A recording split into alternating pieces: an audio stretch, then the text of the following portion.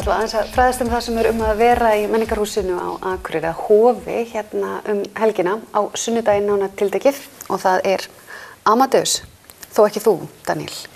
Ertu ekki Amadeus? Ég ekki Amadeus, nei. Nei, það hægt að ruglast. Já, það væri fínt millinafn að heita Amadeus. Já. Daniel Amadeus Bjarnason. Já. Kannski að tjekka á því. Ég held að sé hægt, sko. Já. En hvað það að fara að gera þetta á sunnudaginn? Við erum að flytja tónlist eftir Mozart, eins og nafnið á tónleikunum gefur til kynna. Og þetta sem sagt tónleikar með Sinfóníuhljómsveit Norðurlands og ég að stjórna og það frábær fiðluleikari sem heitir Eva Guðný Þórarinsdóttir sem að koma og spila einleik í fiðlukonsert 5. Og svo erum við líka að spila Sinfóníu G-mól 40 sem að margir þekkja fyrsta stefið úr. Fyrsta stefið. Dararam, bararam, bararíram, Jú. Kannastu það? Já. Og forleikinn úr Brúðkaup Fígarós. Já. Þannig að þessi 3 verk, þetta svona Mozart veisla. Já. Þú hefur verið hérna áður, það ekki í Hofi? Jú, ég hef komið hérna nokkuð sinnum. Ég var í fyrra stjórnaði ég líka Sinfóníuhljómsveit Norðurlands á tónleikum sem var líka svona klassískt prógram, það var Haydn og Mozart linda líka.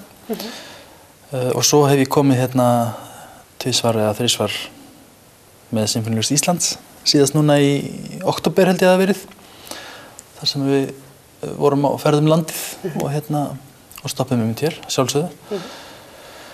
Alltaf gaman að koma hingað, frábært að koma í þetta frábæra hús og geta spila þar. Fólk svolítið tíðrætt húsið og hljómburðinn þar. Hvernig metur þú hann?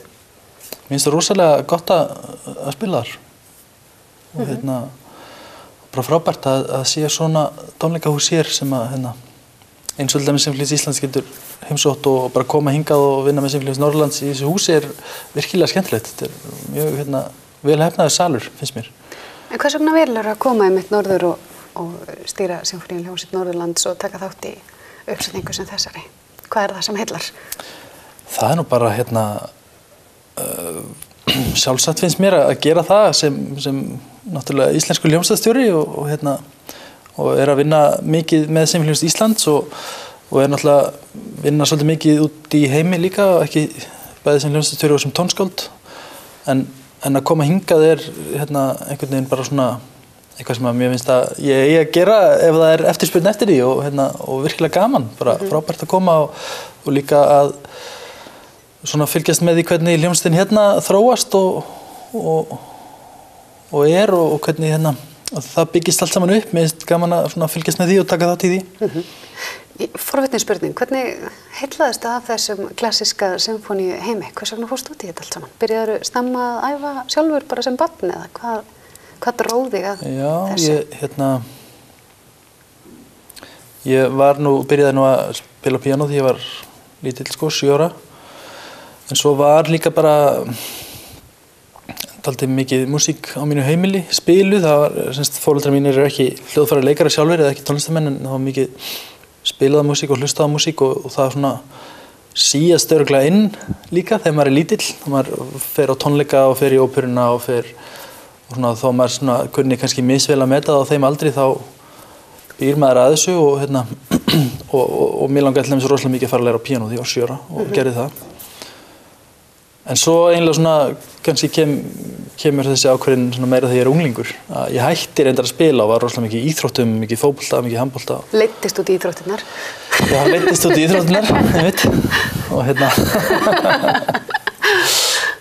og svo sneri ég af þeirri braut þegar ég var unglingur. Bjargaðist á ný. Já, og fór aftur yfir í músík. Já, en sumir, þetta þú talar að meta klassíska tónlist, hún á útleið eða fólk ennþá að upplifa klassíska tónlist jafn sterkt og mikið? Mun hún bara alltaf eiga sinn sess? Það ekkert poptónlist eða önnur tegund tónlistar sem tekur yfir? Eða þetta fjölbreytta flóran sem við þurfum að hafa og viljum hafa? Og akkur til dæmis ennþá bara að Mozart veisla. Það verðist einhvern veginn alltaf vera eftirspurn og þörf eftir því bara að halda Mozart veislu. Já. Ég veit ekkert svarið, ég veit ekkert hvað mun gerast á næstu sko 5 árum eða 50 árum eða 100 árum, ég nokkuð viss það að heimurinn á eftir að gjörbreytast á næstu 10, 15, 20 árum.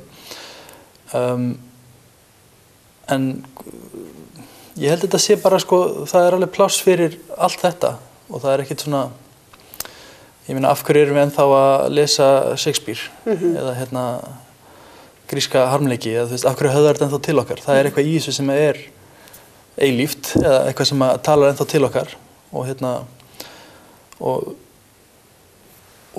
ég allavega, mér finnst það gott að búa í þannig heimi að það sé líka haldið upp á það sem hefur verið vel gert í fortíðinni og það tengir okkur við okkar samtíma líka á hátt sem að við myndum engan veginn skilja okkar samtíma við myndum ekki verið í tengslum við fortíðina.